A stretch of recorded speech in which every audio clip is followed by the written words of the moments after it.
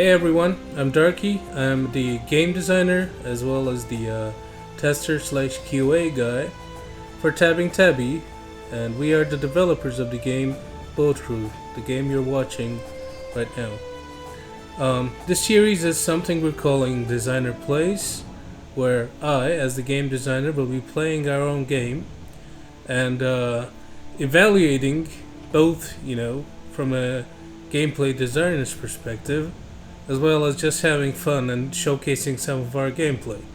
So, every good thing or bad thing we come across, I'm probably at least partially responsible for them. So, I think it might be interesting to those of you who want to see gameplay mixed with let's say, a video log of development. So, I'm going to start a new campaign, and immediately I'm greeted by the select your boat screen. I'm going to pick one of the 4 boats we have here. I'm going to pick my favorite, which is the 80-foot Elko. Unlike the Huckins or the Higgins, it's not very maneuverable, but she can take a hit.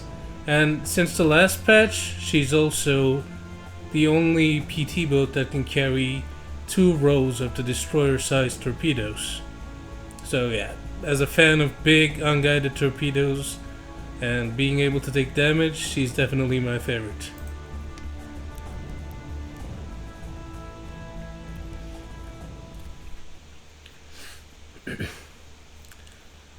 Right, so to begin with, I'm not sure I want a glass skeleton XO, so I'm just going to replace him with this practical but defeatist guy.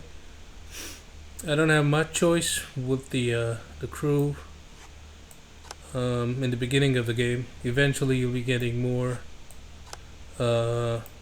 crew so you can pick more based on their traits. But for now, I'm just gonna fill the roster with what we got. The crew system isn't as detailed as we would like it to be.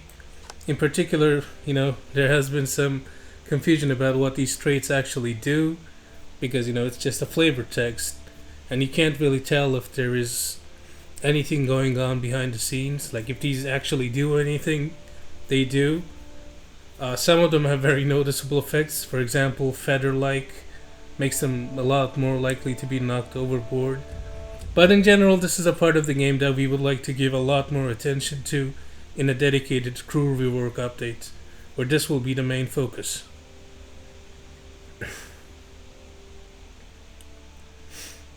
So yeah, let's not dwell on this too much. We have who we have. So yeah, we begin with 8,000 RP, which is actually enough to outfit a decent boat for base rating. So we had some complaints from people recently about how, like for a new player, this start isn't very transparent. Like you only have 2 MGs, you don't have much money.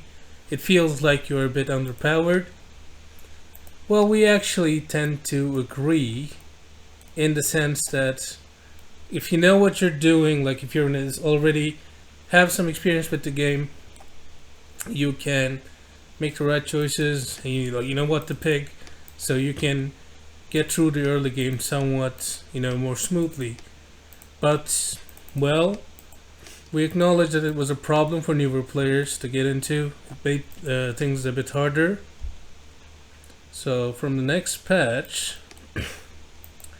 we'll be addressing this issue. We'll be adding a base RP, so you can never go below it.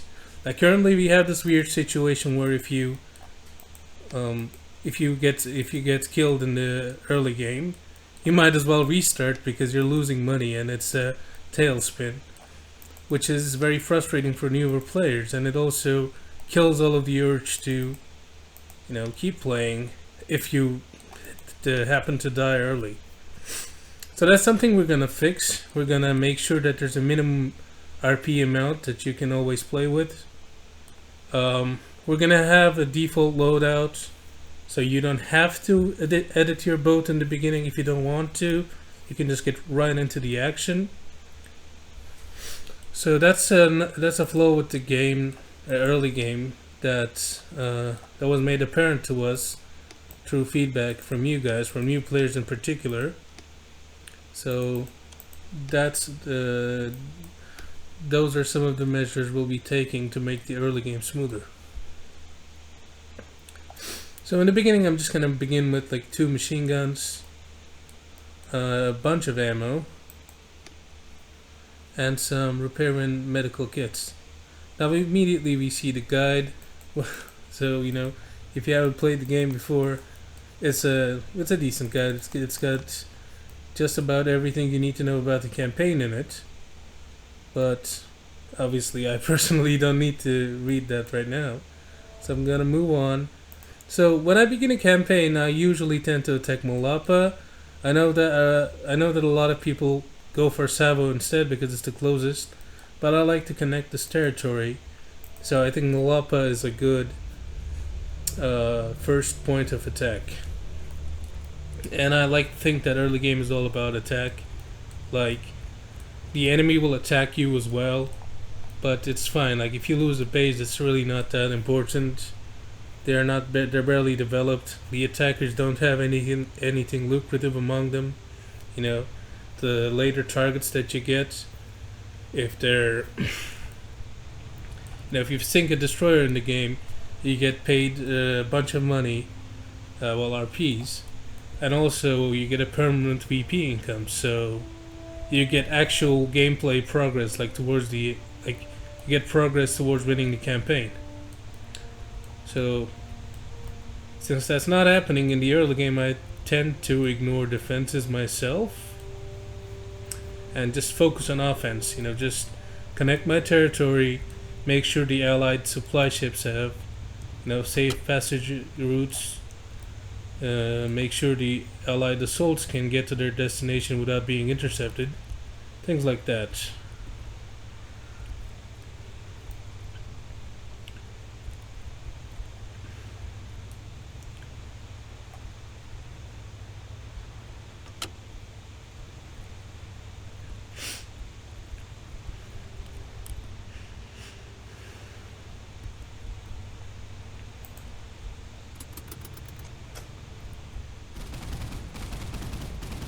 And it has kicked off.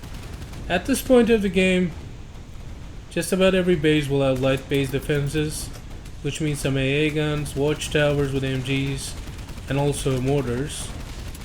Mortars are easy to dodge, so just an aggressive playstyle. Approach them as much as possible to land as many shots as possible. That's the name of the game here, I feel.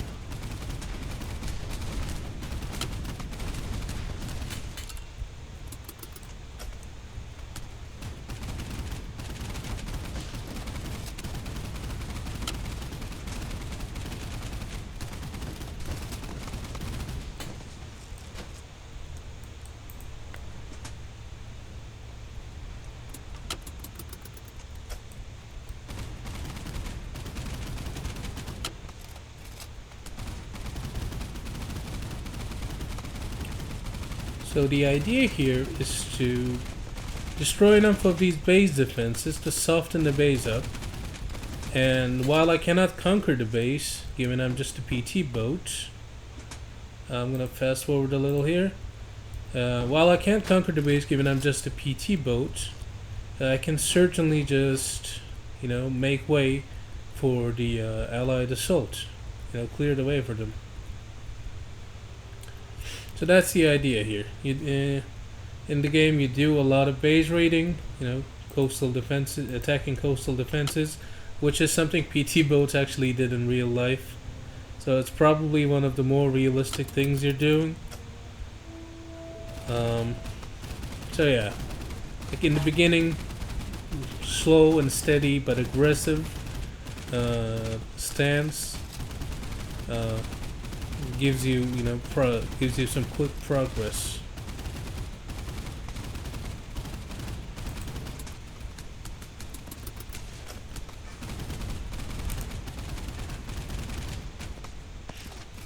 Like, you gotta have a little patience.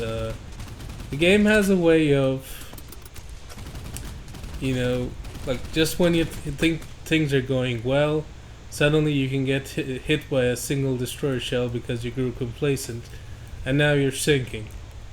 And you know the saying, it takes time to do things quickly. So, if you don't want setbacks that frustrate you, you probably want to be mindful of your surroundings, and always remember that you're a PT boat and you're made of plywood, and you know, one stiff breeze can kill you. And we definitely don't want that to happen to our crew here. So, I've got plenty of ammo left. Let me just clear up these base defenses, and then we can go back for a refit.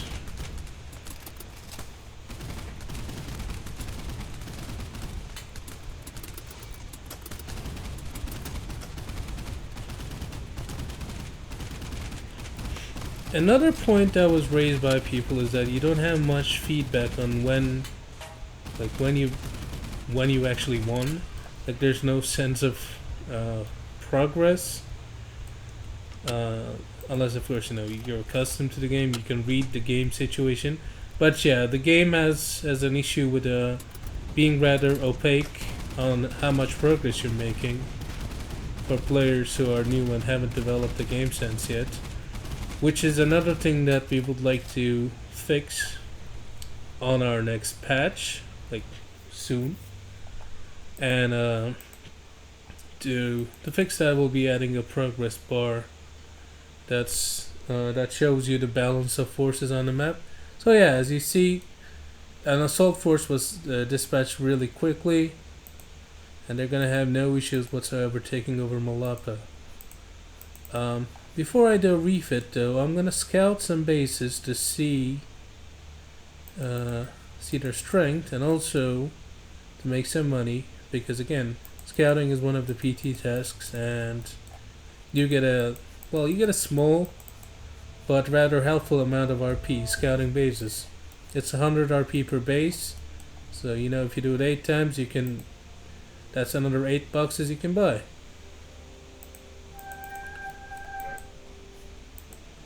Boxes being ammo or med kits or repair kits, and there you go. Our allies took another base all on their own. They did not need my help. So there's an assault on Lunga.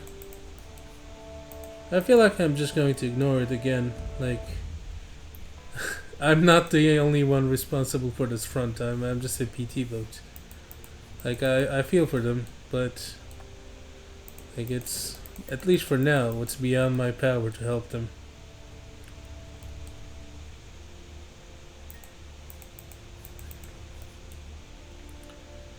Oh, there was an unsuccessful assault, or rather, I think that was a supply group that got intercepted. Okay, so we'll be able to attack lava. Refuel there. Let's go and do that. So I like to ignore this front because I feel like that's a bit overextended.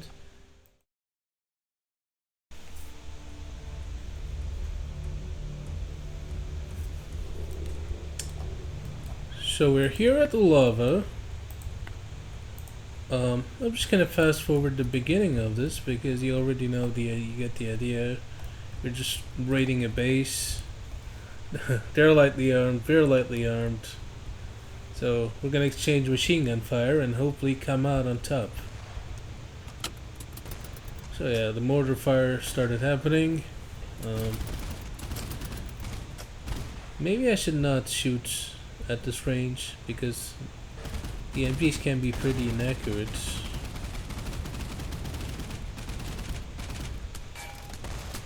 But we have plenty of ammo, so that should not be an issue. Our engine is overheating. If you stay at flank speed for too long, then you're gonna cook your engine, and it's gonna cause you some issues. It's a powerful tool, but not something you should use all of the time.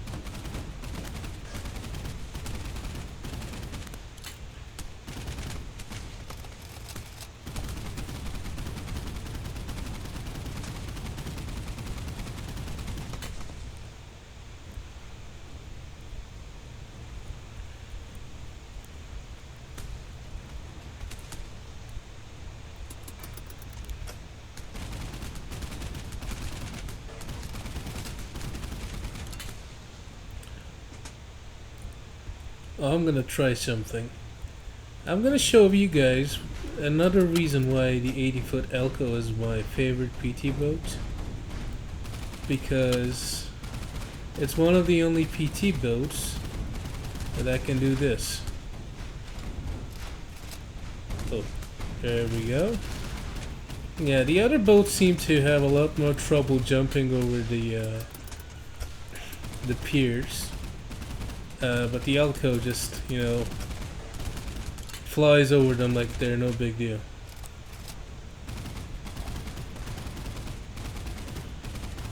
We should give them a broadside of 4 30 cal barrels. Impressive armament, I know. But you know, we're using what we can get. Beggars can't be choosers. So yeah, from the next patch onward, we're thinking the starting loadout will be something like 2 Lewis guns and an Ehrlichman plus some torpedoes. You can change that, of course, but you know, you will have a minimum amount of RP to play with. So the early game will start out faster. You will be able to have less trouble in the beginning of the game. Also, we'll be giving you 2 squadron boats for free. You know, just 2 Elcos with 30 cals on them. Nothing that special, but at least, you know, you won't be alone out there like I am right now. That's another base subdued. Our allies should seize that opportunity. Oh, I'm gonna make an exception to my rule of not bothering to defend because Malapa is a base I greatly care about. And there's a coastal bombardier. Alright, this is worth the risk, I feel. Let's arm ourselves with some torpedoes. Let's see. Mark 13 should be good enough for this. Oh, we're over budget. Yeah, we can just get rid of some of the ammo. I'm also going to downgrade one of the MGs to a Lewis gun. And this is so I can afford another set of torpedoes. So this is going to be a dangerous mission. As you see, we're outnumbered. There are 2 sub-chasers. And those guys are pretty nasty, believe me.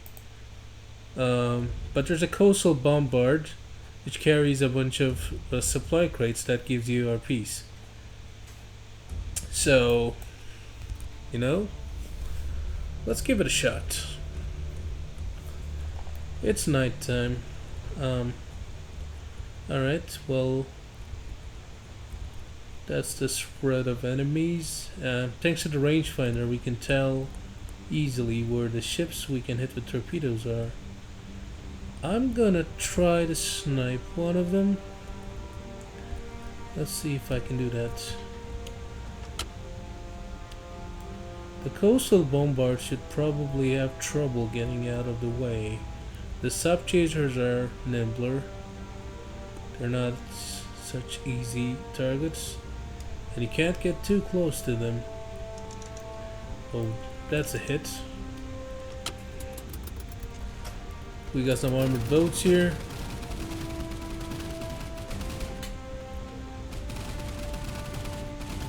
Oh, sorry, those are not armored boats. Those are just the river boats.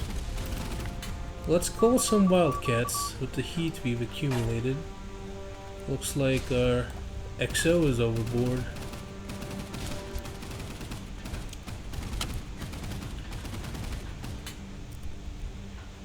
Alright, welcome back, Andrew Lipton. But that sub-chaser is a bit too close for comfort. Let's see if we can do something about that. Another torpedo out.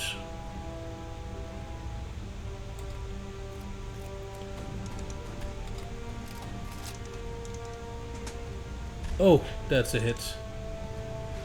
Yeah, the new aiming system for the torpedoes makes for some pretty accurate torpedo gunnery. Or maybe I just get a bit too used to firing torpedoes in this game. I don't know. But I can definitely feel the increase in accuracy since the changes in the... I think it was the last major patch, or a patch before that. Yeah. We're getting a bit crowded out here. I would very much like to get to those RP crates, so I'm gonna call some more wildcats. Now we gotta spend RPs to make RPs.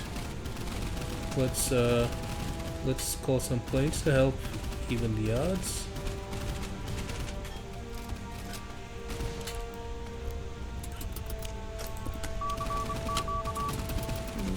Nope. In case you're frightened by the number of enemies, most of those guys are just landing craft firing a single machine gun at us. Our main problem is this subchaser. Hopefully this torpedo will solve that problem.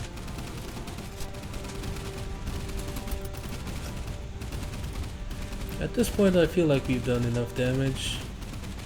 Like, the base defenses should be able to take care of them. Did we get a hit? Oh yes we did.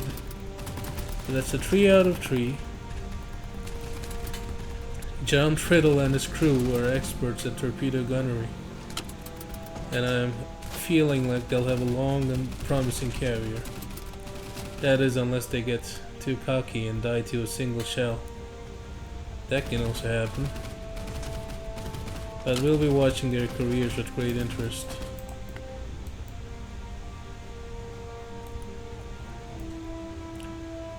Let's not overdo it. I think... Wait. Actually, yeah, it's fine. Let's just call some more planes.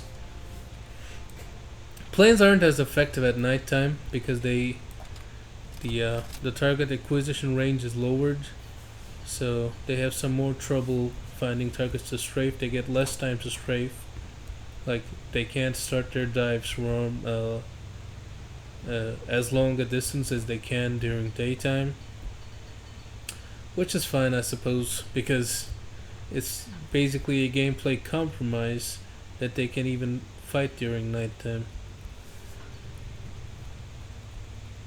Which also goes both ways, you know. They're also the enemy planes can also fight you at nighttime.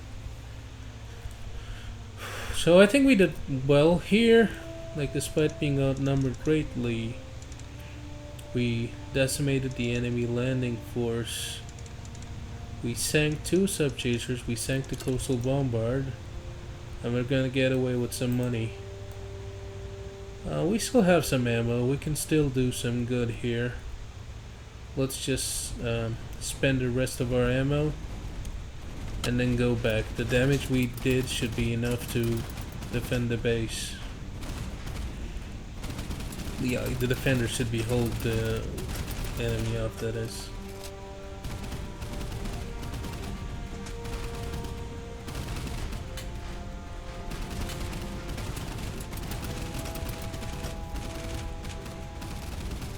Now these landing boats are relatively helpless, but later groups have those amphibious tanks, and as many players have noted, those guys are pretty tough, and they can also knock your crew overboard with their cannons. So I'm just glad we are not facing any of those guys right now. That could have been a problem.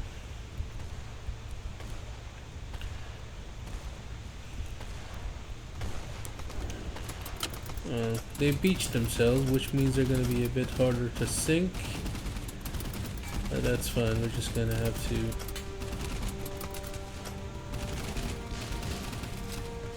shoot them.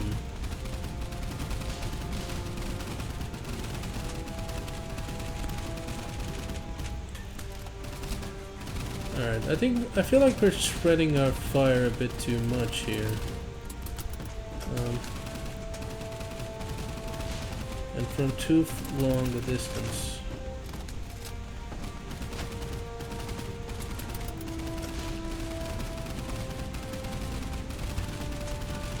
Ooh, they're dealing some damage there. You know what? 2 can play that game. We'll also beach ourselves.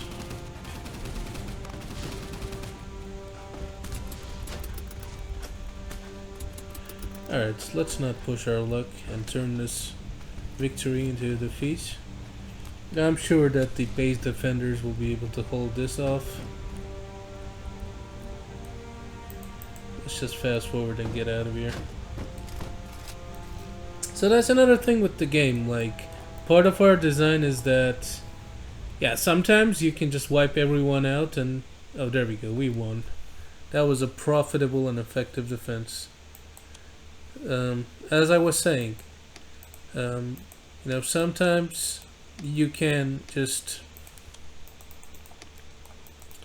Oh, I forgot what I was saying.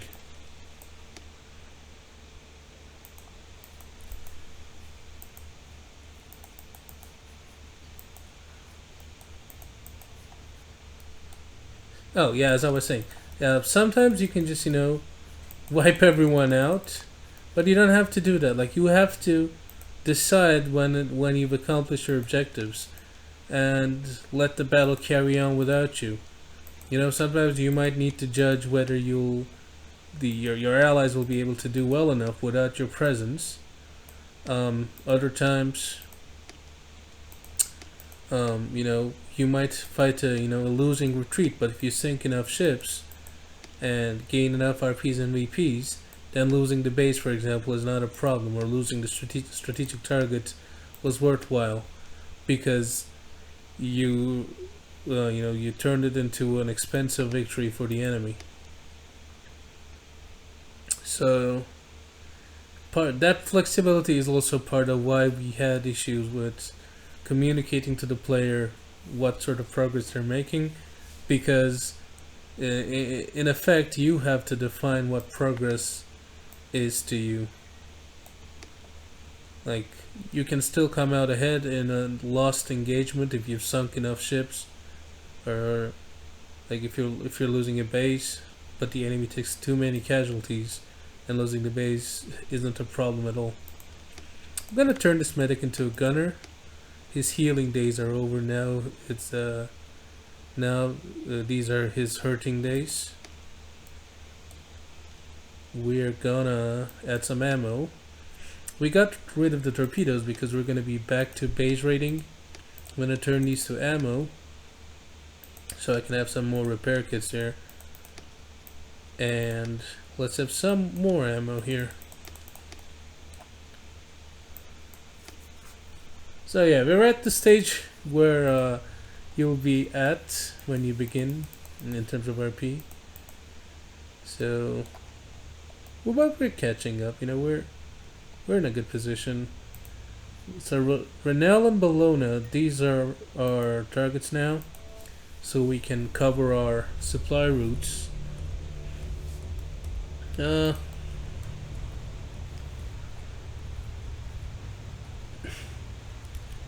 This bit is probably not interesting for you to see, so we're just gonna cut. It's just more base raiding. Alright, we're back after a little time skip there, because it would have just been more base raiding. We've captured Renel, and an invasion force is on its way to Bologna, but we lost Salagi in the process. So I feel we have now enough money to, reconfigure ourselves for some ship hunting. So the way the victory points work in the game is that your development, or rather your fraction of development to the total development on the map, will give you victory points. And once you get 100 victory points, you just win. At least for now, there's nothing special that happens. The game just ends, and it tells you you won. Actually, it doesn't even end. It just keeps going, but tells you won. But that's something we want to improve on eventually. But yeah, so basically the idea is that, capturing bases can help you win, but also sinking ships and, scratching targets off the target list, that's also going to help you gain VPs, because it gives you a permanent VP income. Right now our VP income's at minus 2.6. We're nowhere near winning. Well, obviously, because we just began the campaign. So we're gonna look for some ships to sink. An enemy strategic target has arrived. For those who don't know, a strategic target is a group with carriers and they're screening ships, cruisers, destroyers. It's a it's a rather, let's say, dangerous but also lucrative target. Lunga barely has any defenses. Let's clear that really quickly. I'm just going to fast forward through this. It's just gonna be like...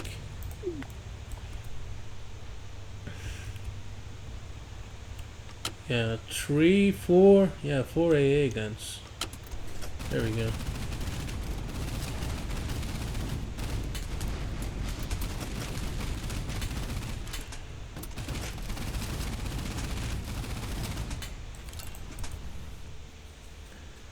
There we go. Lunga is gonna be attacked by Allied forces. They got intercepted by a supply convoy. Well, those are 2 coastal tankers there. We could go for a port strike, but I'm thinking we'll look for some bigger fish to fry. Oh, this is just free money. Let's go in.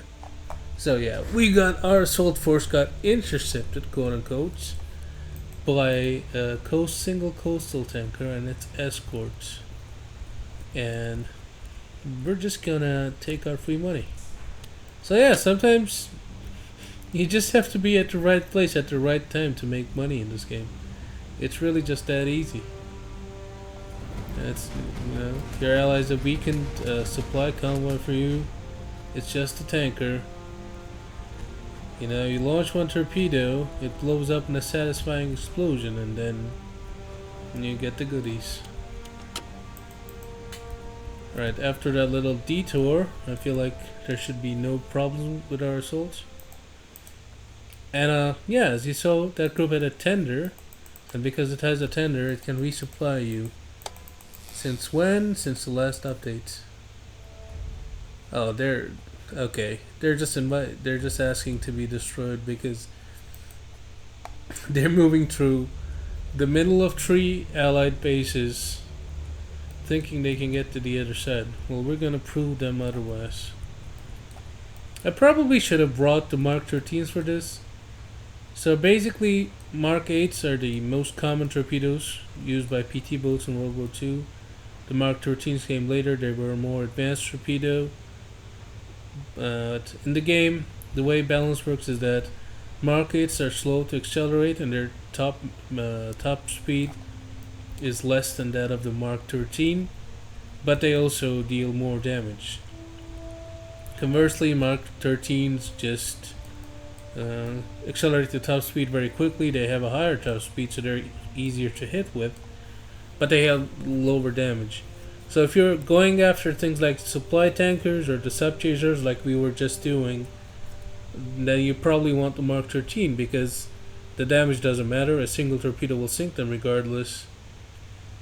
And a faster torpedo will just make it easier to hit.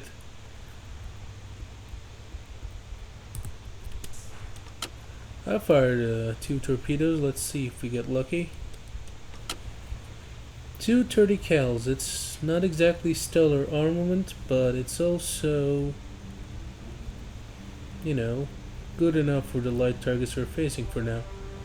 I'm actually eager to find some destroyers to sink. Even a Mutsuki. Akizuki might be a bit much for now. Those guys are seriously tough. Ooh. Alright. Yeah, as you can see, hitting with the Mark 8 isn't as easy as hitting with the Mark 13. And... oh, that's dangerously close. Let's go. Oh! Alright. Okay, that's a hit, but we're also getting beat up over here. Need to get... oh, that's a gun down. Alright, I'm calling an aircraft. Oh, oh, oh, oh, yeah. So yeah, this is a good example of what happens if you get cocky in this game. You just die. It's it's honestly quite punishing. But we like it that way. Of course, that doesn't mean there won't be easier difficulties in the future, and also what you're seeing is gonna be the default difficulty, but also we're gonna have the minimum RP thing we mentioned, so that's gonna solve some issues. So yeah, at this point we have less money than we begin the game with. I think, do we? Not quite sure. It doesn't matter that much though. I think we can recover. We just need to be smarter from here on out. So we're gonna tighten the belt a little. We're gonna get our Mark 13s. We have the Lewis guns. Oh yeah. Okay, sorry. We still have more money than we started with.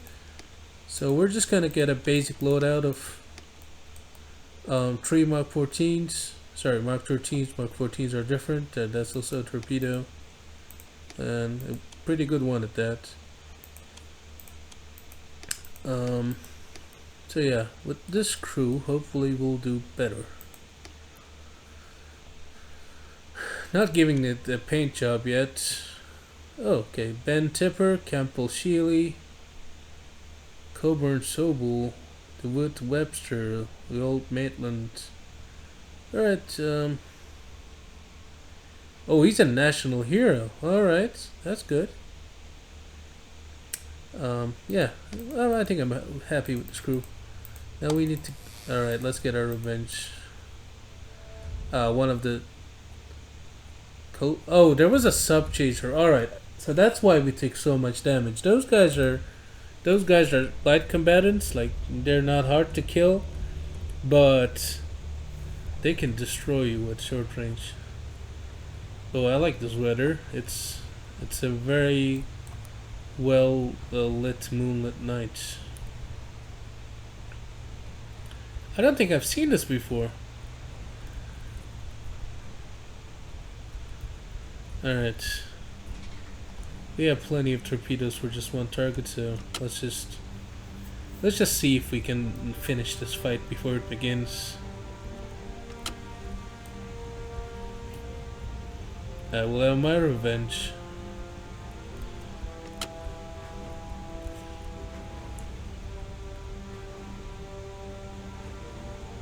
Oh, both torpedoes hit. Alright, yeah, they never stood a chance.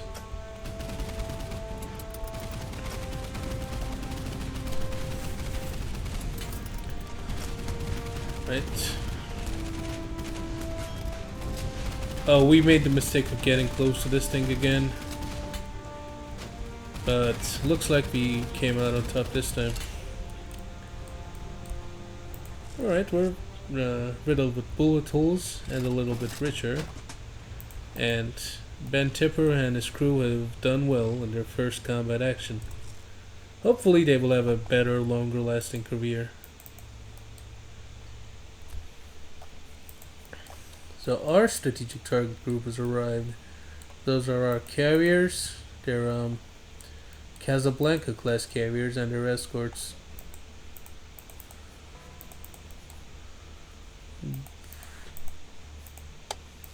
Oh, they set up an airfield at Asimane.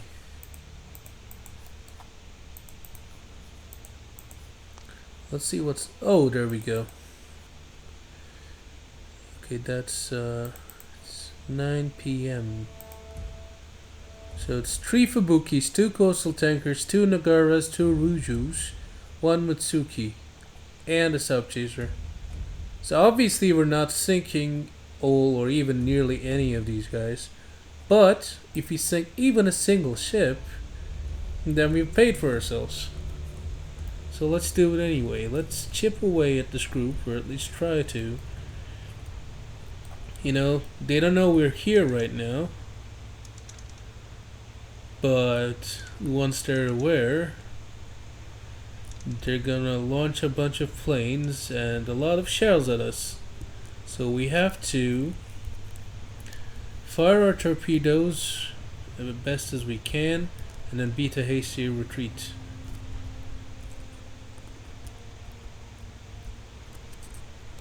Alright. That's the Ruju and the Yujun.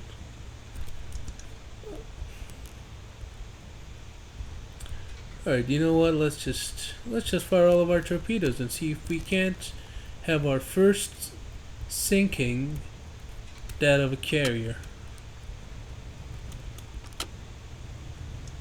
Sinking of a major combat ship, that is.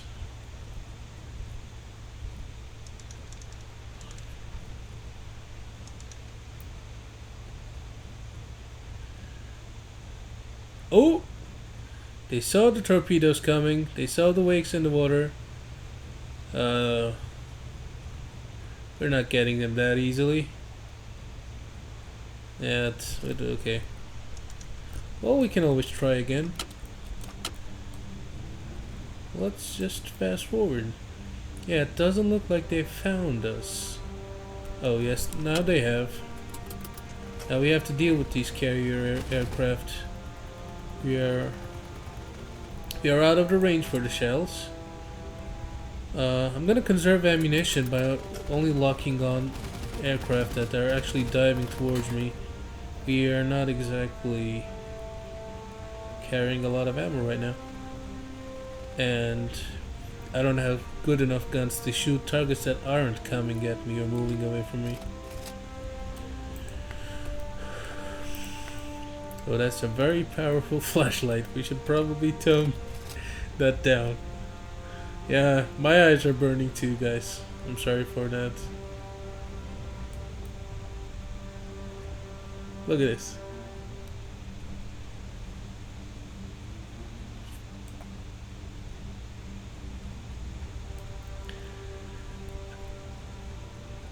Alright, yeah. Well, that could have gone a lot worse. We're out of the bounds of the map almost. So we get to try this again.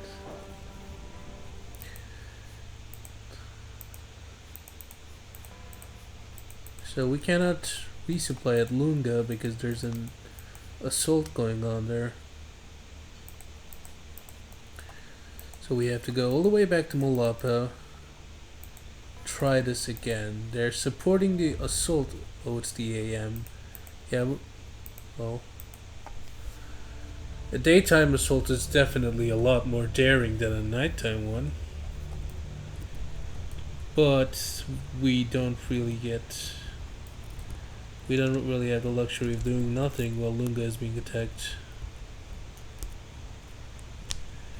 Alright, firing a spread into this formation should get us something. Let's just run away.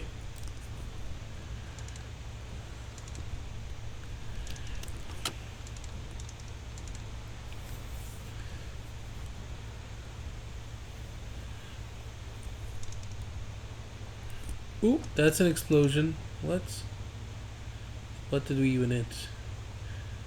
That's what? I'm a bit confused. That's a single C. Oh, it's looking like we're gonna hit the Kinu.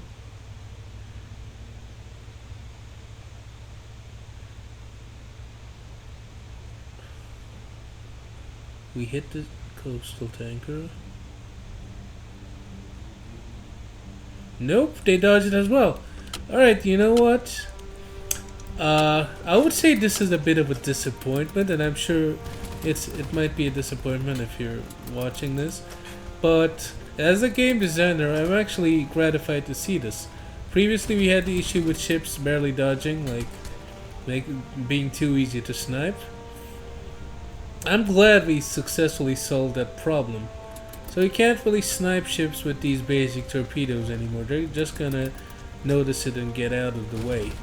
But there are more advanced torpedoes in the game that are, you know, more difficult to spot and can even be completely impossible to spot at night, such as the electric and oxygen torpedoes. So we're just gonna have to get some more advanced torpedoes if we want to have the playstyle of, hit and run attacks from a distance. Otherwise, at this stage, we're gonna have to earn our kills if we're gonna mess with the strategic target group. So all in all, I must say, well, as much as it's an embarrassment here, I'd say it's a small victory for us that we haven't been able to get the kills. Well, yeah, but against a group of this size, we might as well just leave them alone for now and see what we can do to make ourselves useful instead.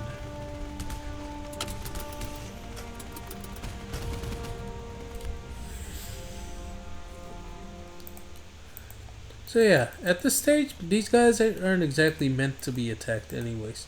Like, you can do it, you can take some risks. If you do and you win, it's gonna pay off very well.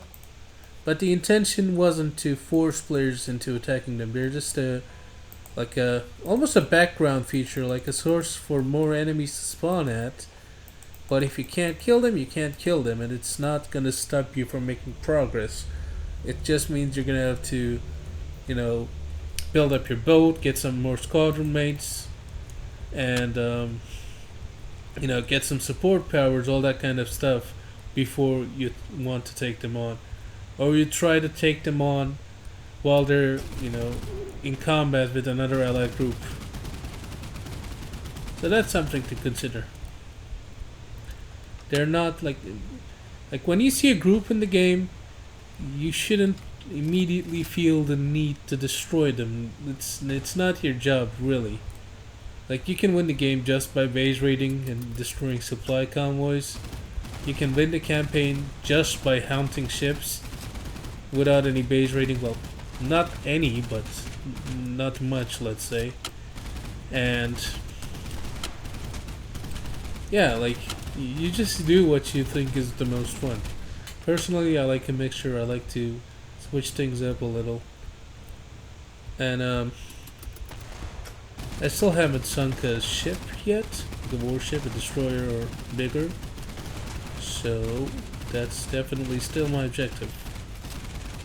But I'm gonna try to catch the enemy strategic target group in a more vulnerable position.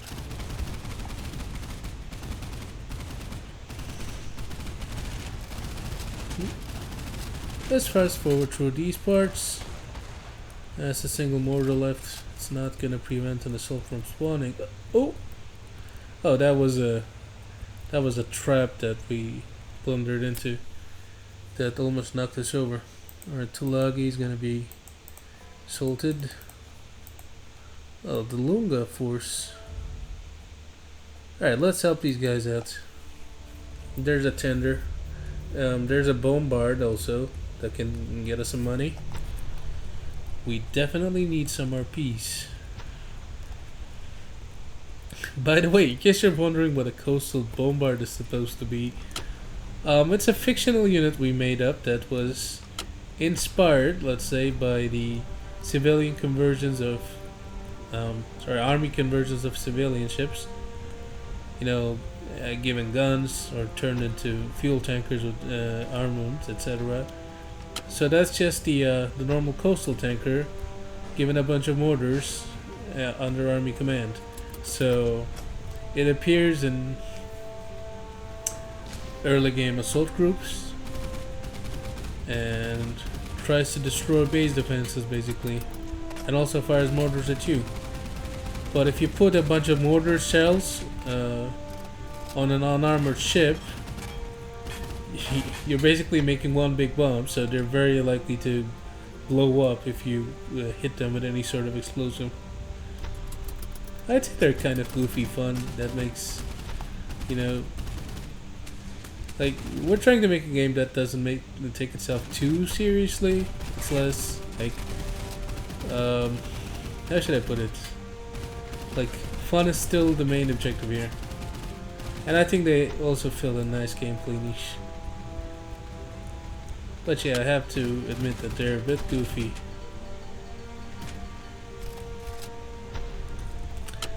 What are those guys? Are those... That's the mine... Wait, no? No, those are two sub-chasers. Yeah, the big ones. Yeah, those guys are not gonna go down to machine gun fire. We're gonna have to torpedo them. But the tender is also firing its cannons at it. Yeah. But that was a miss.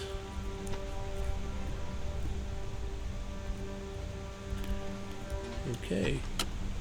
Another torpedo launched. Oh, that hurts.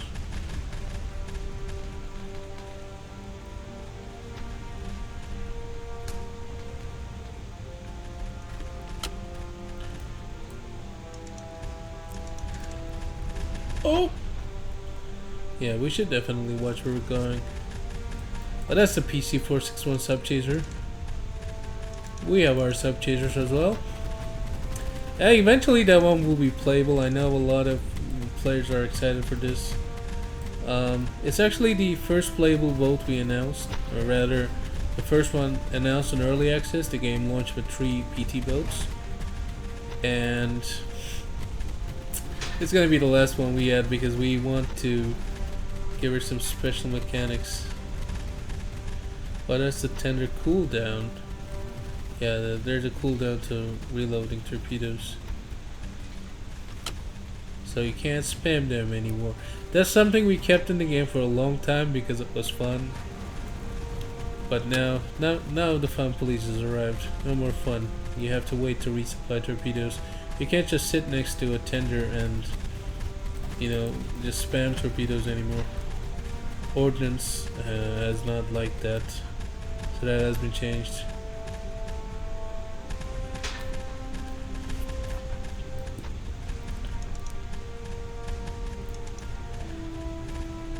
Oh, that poor sub-chaser, I almost feel bad for them.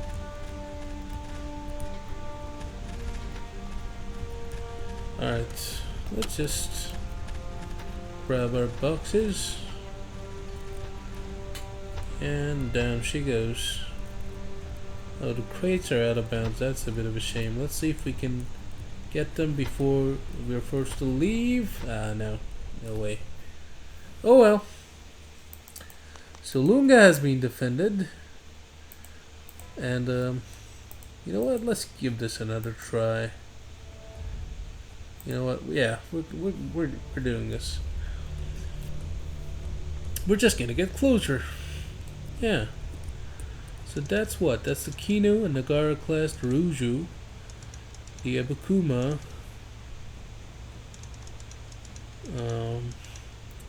That's the so those are 2 Fubukis, I think, yeah? Where's the third one? There's 2 Nagaras, another Fubuki. Yeah, that's the third one. Wait. No. One of those is a Mutsuki. Yeah, I think the little one's a Mutsuki. Alright.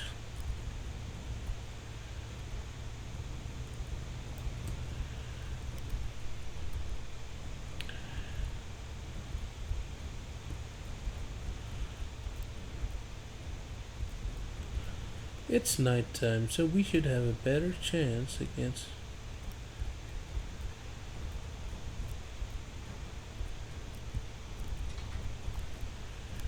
Yeah, at this distance, it should be more plausible to hit them. But yeah, I'm not risking it any further.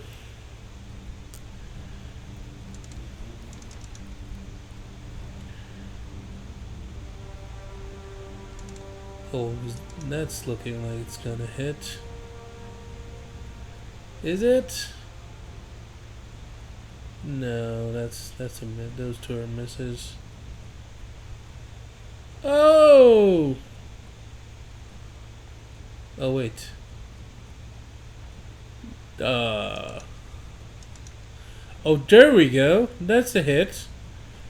And we also, it looks like we caused a secondary explosion of the large variety. Wait, is that gonna sink here? And that's another one.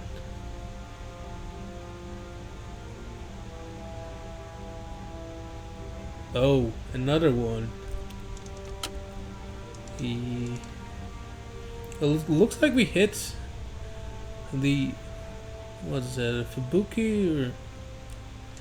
I guess we'll find. Oh, that's a Fubuki.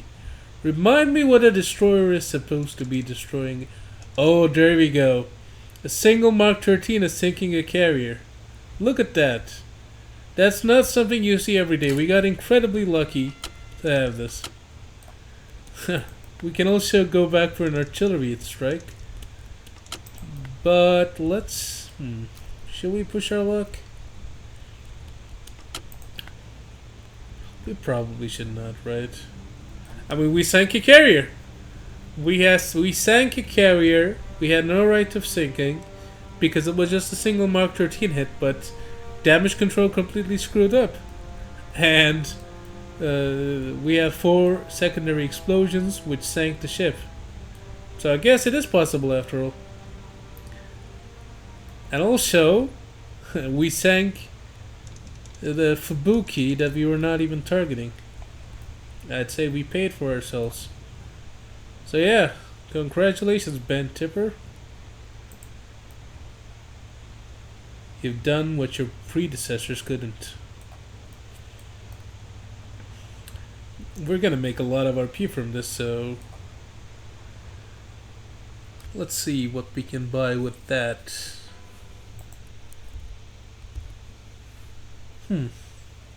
Of course, our threat level is now 3 because, you know, if you're a PT boat that has sunk a carrier and a destroyer, you're gonna make some headlines.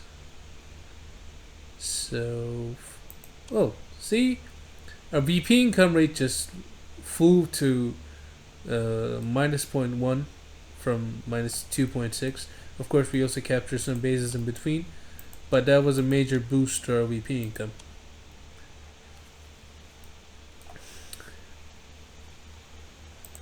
So I feel like I've had my fill of base raiding for now. I want to just focus on sinking ships for the rest of this campaign. And let's see. Yeah, we earned a paint job now. The first thing is to give the boat a paint job.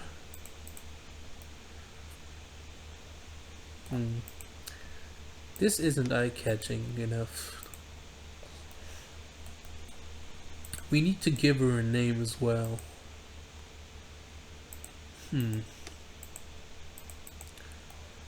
Okay, I think this is good enough.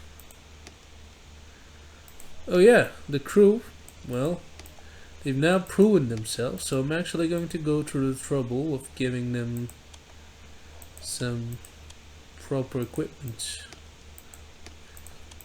Right, let's give them some M2 machine guns. Dual, not singular will come for now because we can't really afford all that much.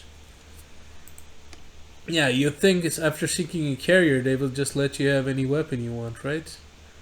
Well, unfortunately that is not the case. I would like some rockets, but I cannot afford them yet. Or I could, but I would have to get rid of the torpedoes. And I don't want to get rid of the torpedoes. In fact, I want to upgrade my torpedoes. Oh yeah, the Mark 17, that's one of the newest torpedoes we have. That's an upgrade to this big one. Let's see if we can get the dual Mark 14 action going here. Mark 14 is basically the best of both worlds. It's the mid-range torpedo. Price-wise, like it's the best of both worlds with Mark 13 and 8, but also has a magnetic detonator. We could also go for the new Mark 18s, which is an electric torpedo, and those have very low wake visibility, so they're easier to snipe with. But you know what? Let's do that. Let's go for the new one. Let's see. These guys are a bit slower, but they're also a lot harder to see. So the enemy will have a harder time trying to dodge those. We're gonna have to get rid of some repair kits here. Let's turn them into 8 repair kits instead of 16.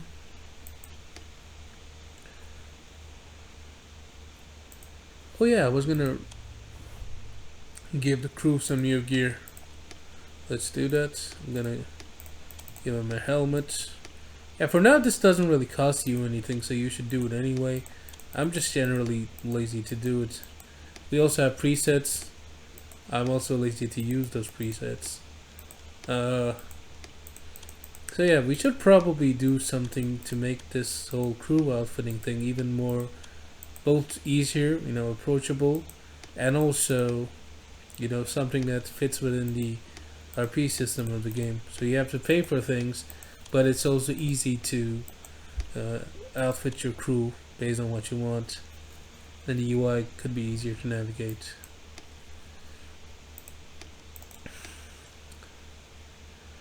Oh, what am I doing? I gave a loader armored vest.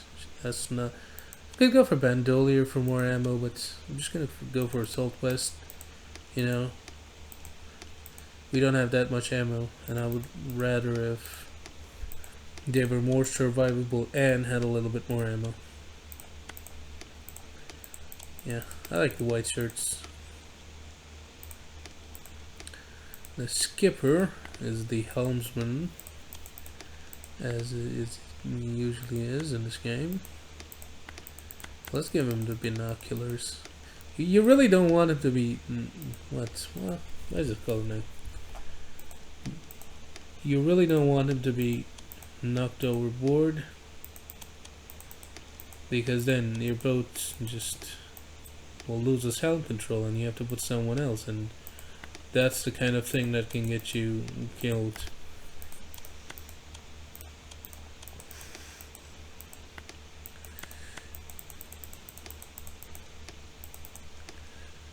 Alright, repairmen. Yeah, the repairmen have to move around quite a bit. I'm not going to give them an armored vest. I'm going to give them the assault vest. It's a bit lighter.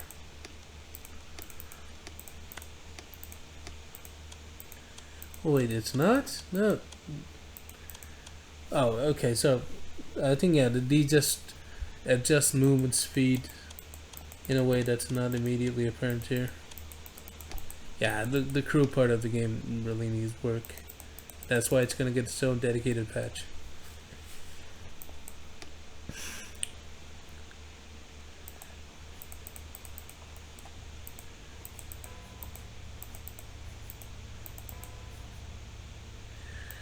Should we push our luck? Probably not, right? We're at threat level 3. We're going to be swarmed with planes if we attempt that. We should just lay low for a while now, until we're out of the woods. Or maybe we could.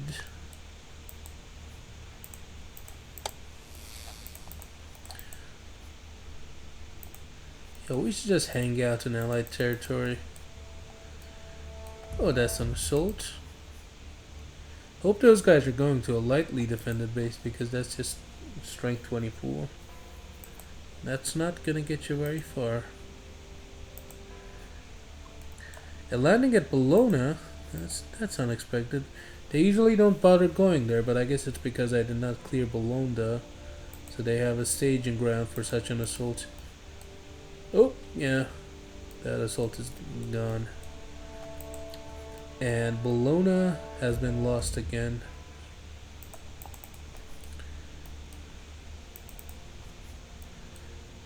Abu Abu is also going to be lost from the looks of things.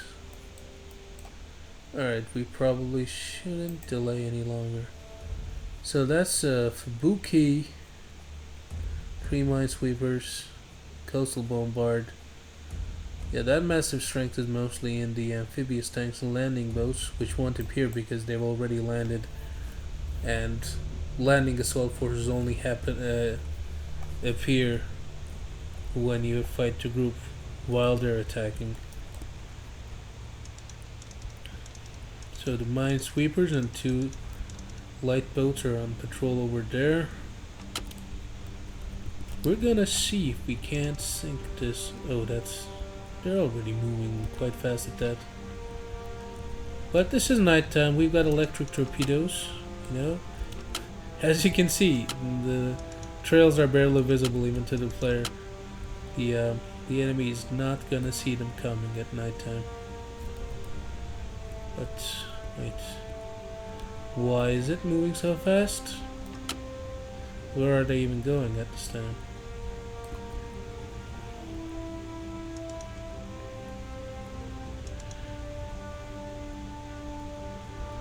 Oh, that's it. Okay, that's a kill.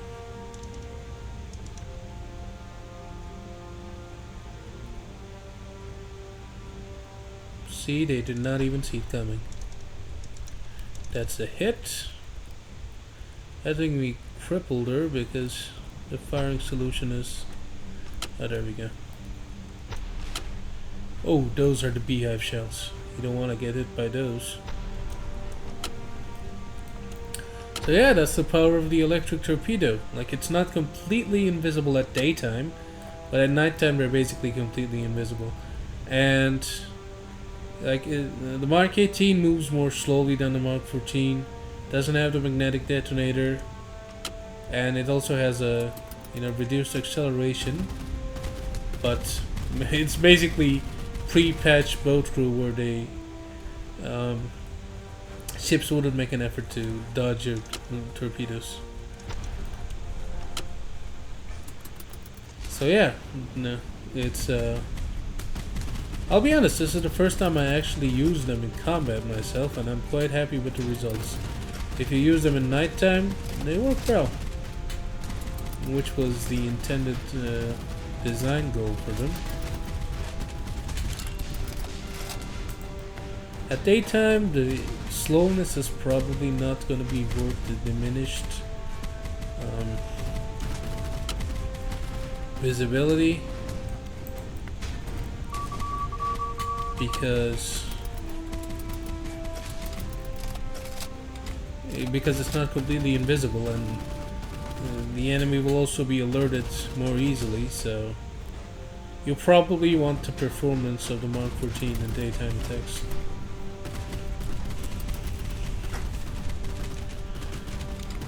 I want to get that buddy from the bombard. I have no torpedoes left, so I called in some aircraft.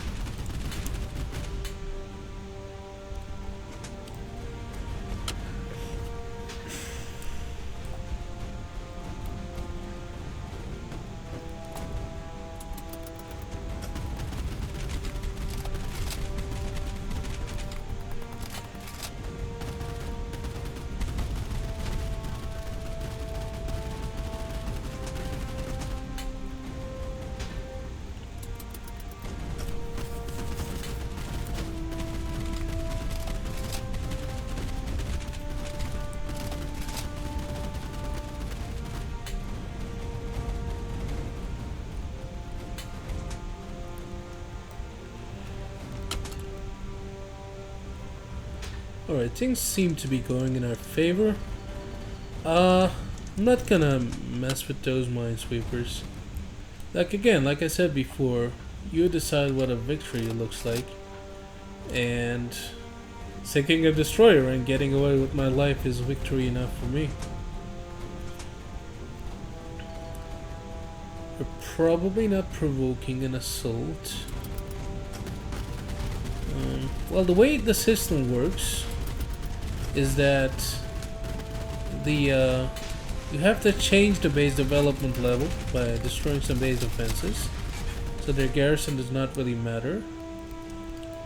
By garrison I mean any garrisoning mobile forces, and after you reduce it, it has to be below a certain threshold to spawn an assault. So if you just enter an engagement where a base should be assaulted, you're not going to be able to use your player assault right away. You have to go ahead and destroy a watchtower or something to properly trigger it.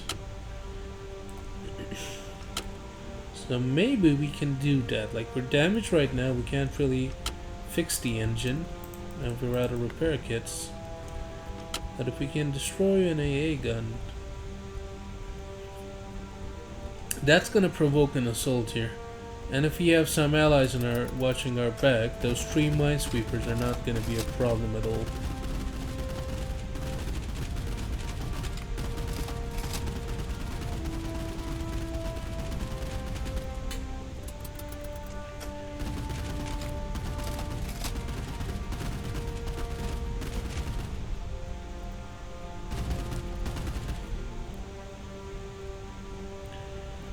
Oh, we're out of ammo. Wait, are we? Oh, oh, last shots. Alright, you know what? I don't care. I'm just gonna call artillery on this. Die. There we go. I've never met a problem I couldn't just throw more shells at. Let's leave. Alright, as we were hoping for, the raid was recognized and an assault force has been dispatched. And we got a nice little windfall for sinking the Shirakumo and getting the coastal bombard out of the game. Let's see. So while we ran out of ammo rather quickly, I could upgrade the gun, but we're not gonna have ammo to shoot it, so it's not gonna help. What I'm gonna do is to just go back to Mark 8's,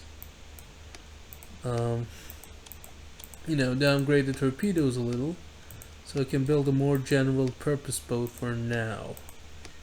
Later on, we're gonna get back to the good torpedoes.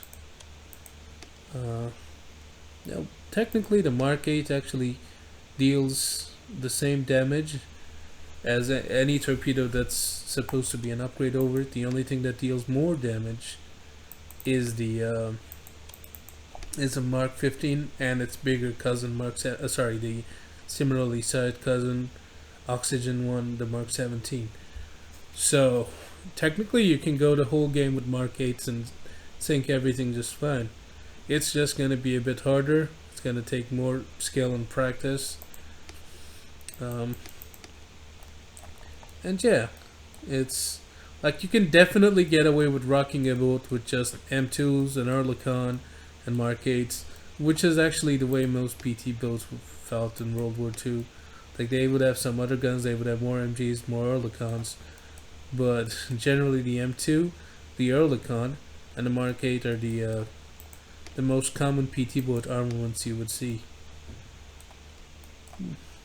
After all of this, we have some spare money.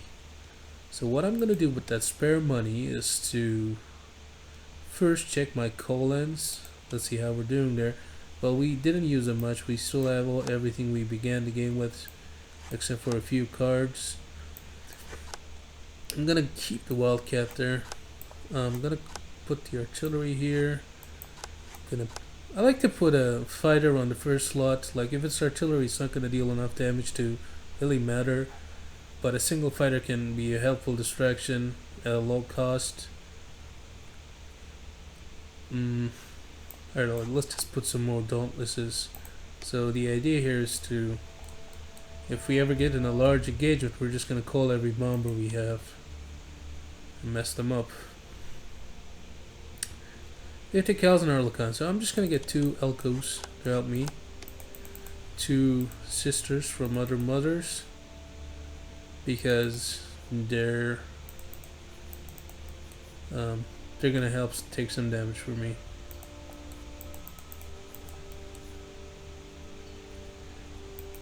Don't be okay. So this is another thing that could be done better. So basically, this auto resolve engagement thinks that the landing boat and the amphibious tanks are actually fighting here, but they're not. Technically, it's because it's also supposed to emulate the defenders defending the base from land assault. Like land combat is completely abstracted here, but it can result in the strange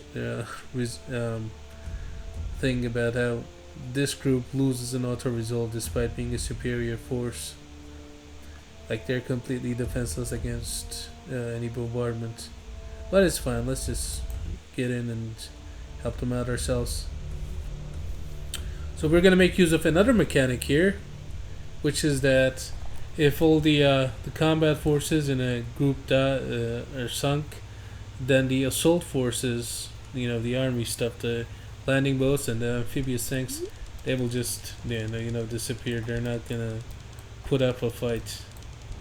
It's kind of like they just got cut off, and instead of a protracted siege, they just die.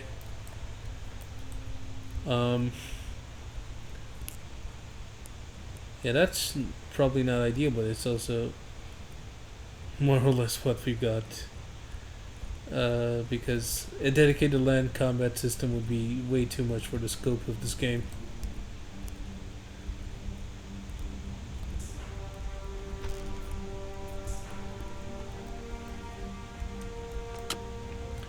But you know, it's a gameplay abstraction, and sometimes you have to make compromises for the sake of gameplay.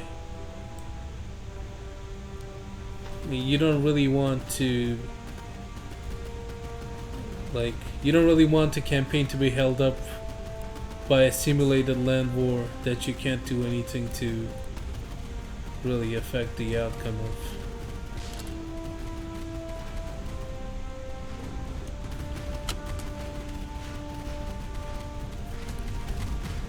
Oh, we missed all of our torpedoes, and looks like our teammates are going to pay the price for it. That's a valiant charge, but I wish they wouldn't have hurled themselves in the middle of 3 sub-chasers. Like, those guys aren't that strong, but they can certainly... 3 of them can certainly sink a ship, and down she goes. Down goes my 2000 RP. I am not happy about this. Oh, looks like we're about to have another casualty event. It's part of our fault, really. Partly our fault, because we did not aim well enough. That's level 3 artillery. It should sink a minesweeper. No? Did we not lead properly? Well, alright. Let's just fast forward and get back to the tender.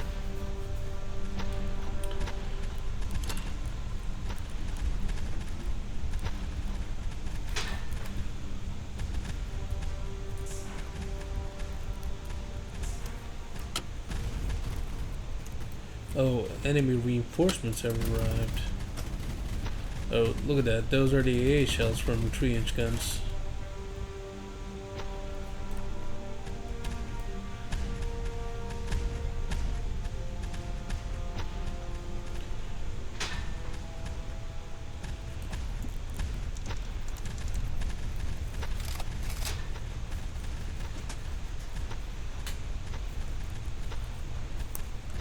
Oh.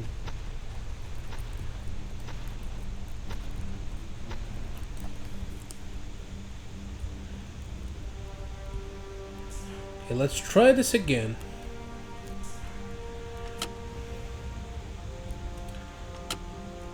That's a bit of an ugly spread.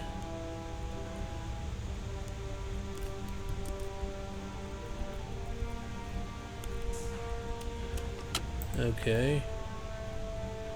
Yeah, I really should have brought the Mark 13s for this again. The Mark 8 is... Well, we tried not to balance the torpedoes too much under damage. Everything that's an upgrade to Mark 8 is basically just something that's easier to hit with. It's not actually a damage upgrade. Like, if you're actually getting hits, then you can get away with using the Mark 8. As you can see, I'm not getting away with it. Not good with my Mark 8 aim today. Oh, those are reinforcements that come from... Yeah, from the threat system. Okay, so we have to do more to help this assault out, but we're not doing well right now. Let's switch to... You know what? Let's get rid of torpedoes altogether. The easiest way of sinking these medium-sized targets is not to use torpedoes, but to use rockets. We're gonna get rid of the Oerlikon. We're gonna reduce our M2s into 30 cals, and for our trouble, we're gonna get the Mark 50 modded rocket launcher, which has a bunch of rockets, and that's just what we need right now.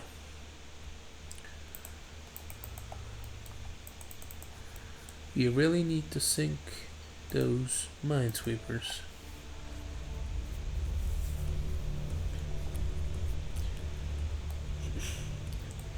This fight actually gave me an idea though. Like perhaps we could, you see how those assault forces they capture a base and they're just sitting there idle while the assault forces garrisoned and trying to defend the base they just captured.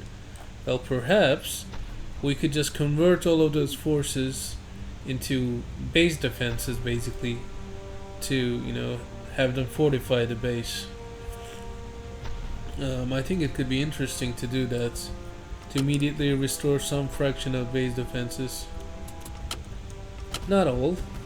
Yeah, it's like that army would just be represented as a base defenses in the base they just captured. So that also means you want to sink as many as many of the assault forces as you can, even when you're losing, because then you will have to face fewer of them, and the base is being attacked when you're trying to attack the base again. So yeah, not making promises as usual, but I think that could be an interesting solution to our problem. We don't want to go overboard and make everything too much about land combat, but this might be an acceptable compromise. Ooh. Okay, so that's interesting. So we didn't sink this ship, but it's dead, and the reason is that we destroyed all the weapons on it. And these make for drifting husks that sink within like 30 seconds or so anyways. I'm not gonna go back for a single RP crate. Oh, it's 3 of them. Then I'm going back. There we go. It's over 0. We already took the base back. Let's just get out of here.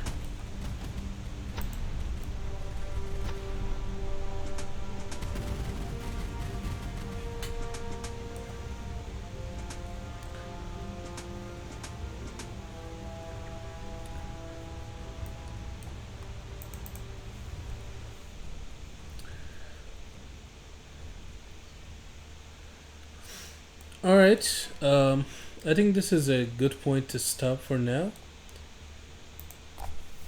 Thanks for watching if you've come so far, and thanks for being a part of my live testing session, let's say. Live testing slash gameplay slash just enjoying the game I'm a part of creating. Hopefully you've enjoyed both watching the gameplay and also listening to me talking about the thought processes that go behind the gameplay of the game. And if you have any comments or questions, we would love to hear about them. Just write them below. Write them at our Discord, Steam community forums, wherever you prefer. And some of those maybe we'll even talk about in the next video, depending on if there's a question that provokes a long answer or something. So yeah, we'll see where the series goes. It was fun recording this. I hope it was also fun to watch. Thanks again, and I'll see you guys later.